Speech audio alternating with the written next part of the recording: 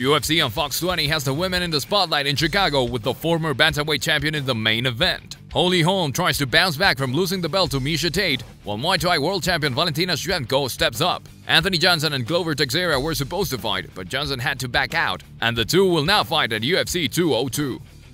For the main card, the women's bantamweight bout of the night, Holm, who's 10-1, was winning her fight with Tate after she took the belt from Ronda Rousey, but she made a late mistake to allow Tate to take her down and was submitted.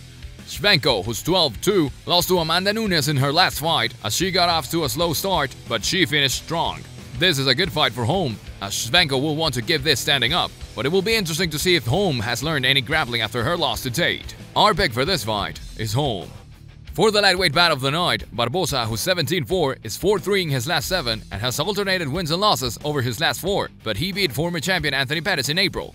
Melendez, who's 22-5, is a 3-time Strikeforce champion as well as in the WEC, but he has lost 3 of 4 since coming to the UFC. That being said, 2 were split decisions and 2 of 3 were to former UFC champions, Pettis and Ben Henderson. Melendez is a black belt in Jiu-Jitsu, and while he can definitely slug it out with Barbosa, he would be smart to try and grapple him as Barbosa has been submitted twice.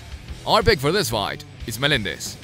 For the heavyweight bout of the night, Ngannou, who's 7-1, has a pair of second-round knockout wins under his belt since joining the UFC, while Mihailovic, who's 10-3, makes his UFC debut from Serbia. Ngannou hails from Paris and is decently on the mat, but he has used his striking to make a name for himself, and Mihailovic is trying to do the same.